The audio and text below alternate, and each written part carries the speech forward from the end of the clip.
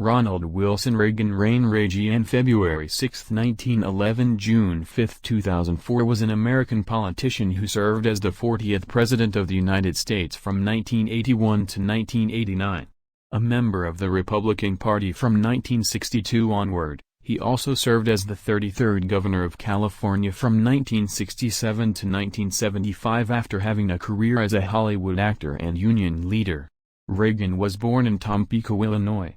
He graduated from Electoral College in 1932 and began to work as a radio sports commentator in Iowa. In 1937, Reagan moved to California, where he found work as an actor and appeared in several major productions. From 1947 to 1952, Reagan served as president of the Screen Actors Guild, during which time he worked to root out alleged communist influence within it. In the 1950s, he moved to a career in television and became a spokesman for General Electric. From 1959 to 1960, he again served as president of the Screen Actors Guild. In 1964, his speech "A Time for Choosing," a campaign speech on behalf of Republican presidential nominee Barry Goldwater, earned him national attention as a new conservative figure. Building a network of supporters, Reagan was elected as governor of California in 1966. During his governorship, he raised taxes, turned the state budget deficit into a surplus, challenged protesters at UC Berkeley, and ordered in National Guard troops during a period of protest movements. After failed presidential bids in 1968 and 1976, challenging and nearly defeating sitting President Gerald Ford in the latter's Republican primaries, Reagan easily won the Republican nomination in the 1980 presidential election and went on to defeat incumbent Democratic President Jimmy Carter. At 69 years, 349 days of age at the time of his first inauguration, Reagan was the oldest person to assume the U.S. presidency. Reagan ran for re-election in the 1984 presidential election, in which he was opposed by the Democratic nominee Walter Mondale, who had previously served as vice president under Carter.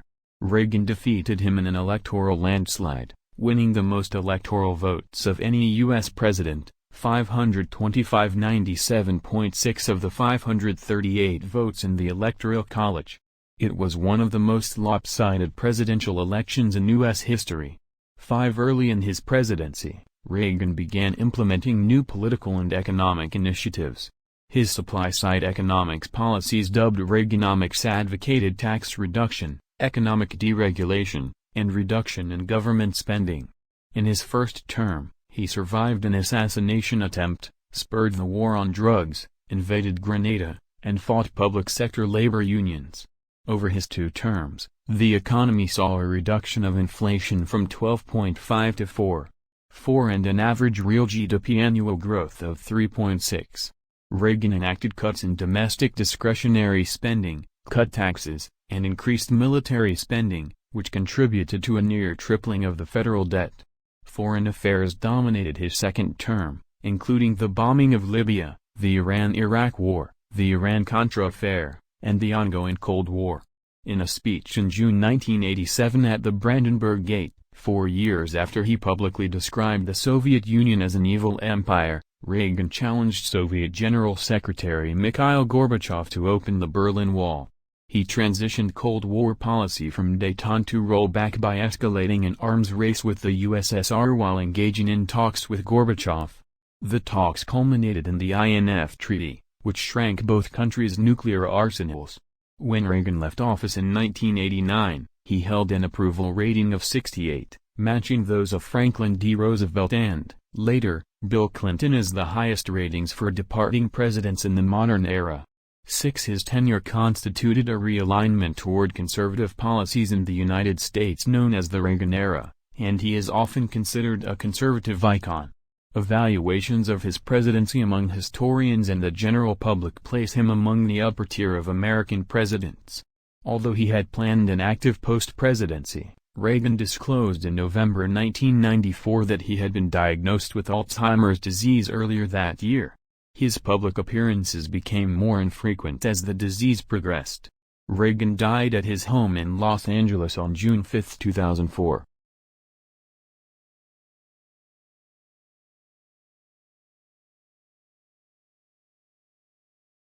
George Herbert Walker Bush, June 12, 1924 – November 30, 2018, was an American politician, diplomat, and businessman who served as the 41st President of the United States from 1989 to 1993. A member of the Republican Party, he previously served as the 43rd Vice President from 1981 to 1989 under President Ronald Reagan, in the U.S. House of Representatives, as U.S. Ambassador to the United Nations, and as Director of Central Intelligence. Bush was raised in Greenwich, Connecticut, and attended Phillips Academy before serving in the United States Navy Reserve during World War II. After the war, he graduated from Yale and moved to West Texas, where he established a successful oil company. After an unsuccessful run for the United States Senate, he won election to the 7th Congressional District of Texas in 1966. President Richard Nixon appointed Bush to the position of Ambassador to the United Nations in 1971 and to the position of Chairman of the Republican National Committee in 1973. In 1974, President Gerald Ford appointed him as the Chief of the Liaison Office to the People's Republic of China, and in 1976 Bush became the Director of Central Intelligence. Bush ran for president in 1980, but was defeated in the Republican presidential primaries by Ronald Reagan, who then selected Bush as his vice presidential running mate.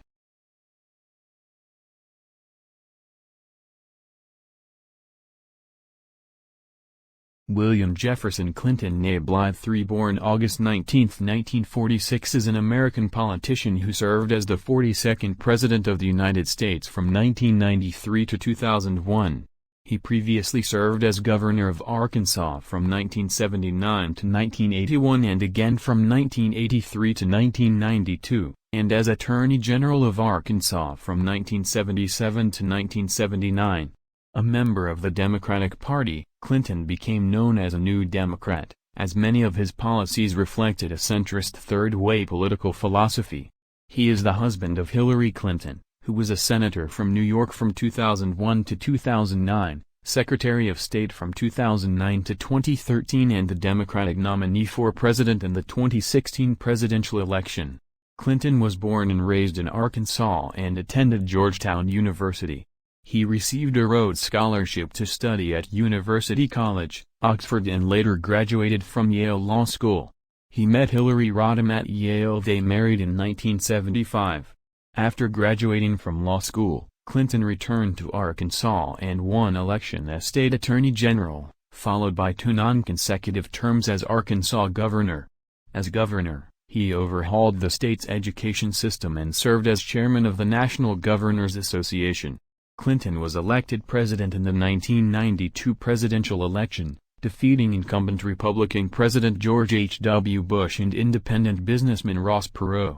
At 46 years old, he became the third youngest president of the United States and the first president to be born in the baby boomer generation.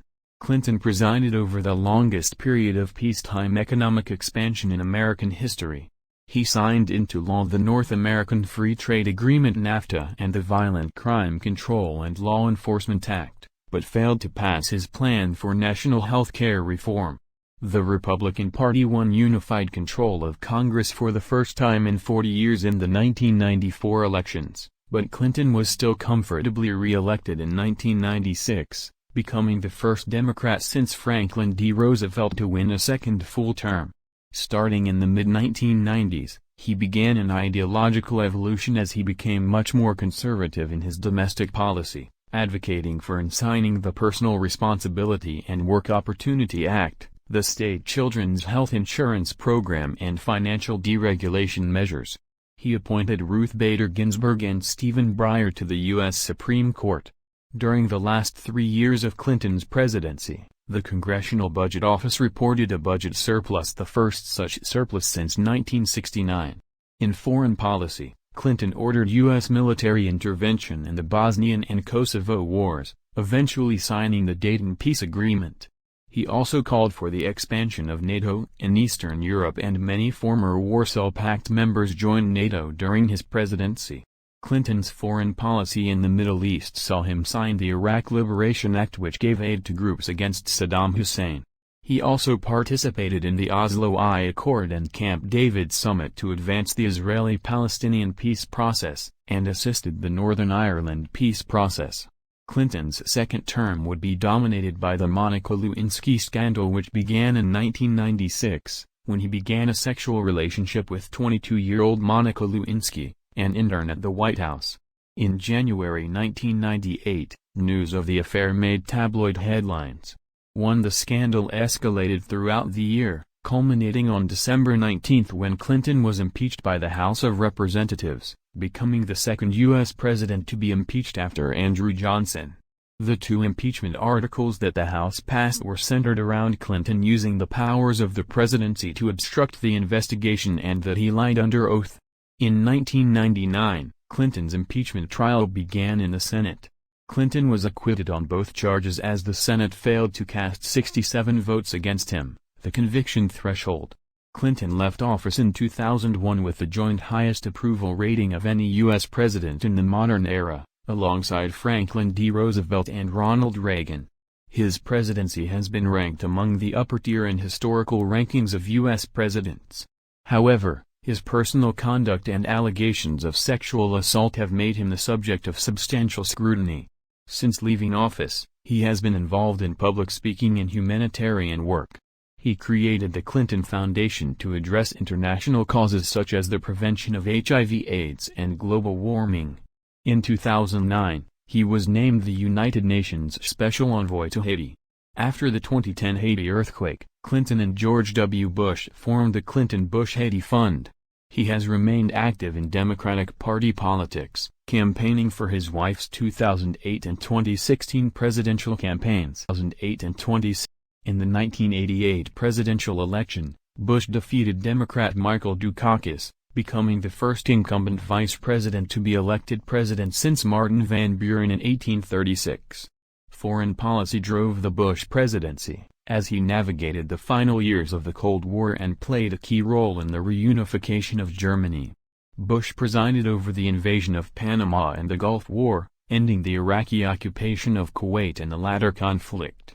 Though the agreement was not ratified until after he left office, Bush negotiated and signed the North American Free Trade Agreement (NAFTA), which created a trade bloc consisting of the United States, Canada, and Mexico. Domestically, Bush reneged on a 1988 campaign promise by enacting legislation to raise taxes with the justification of reducing the budget deficit.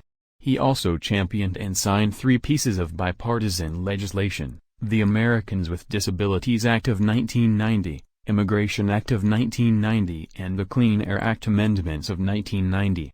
He also successfully appointed David Souter and Clarence Thomas to the Supreme Court. Bush lost the 1992 presidential election to Democrat Bill Clinton following an economic recession, his turnaround on his tax promise, and the decreased emphasis of foreign policy in a post-Cold War political climate. After leaving office in 1993, Bush was active in humanitarian activities, often working alongside Bill Clinton, his former opponent. With the victory of his son, George W. Bush, in the 2000 presidential election, the two became the second father-son pair to serve as the nation's president, following John Adams and John Quincy Adams. Another son, Jeb Bush, unsuccessfully sought the Republican presidential nomination in the 2016 Republican primaries. Historians generally rank Bush as an above-average president.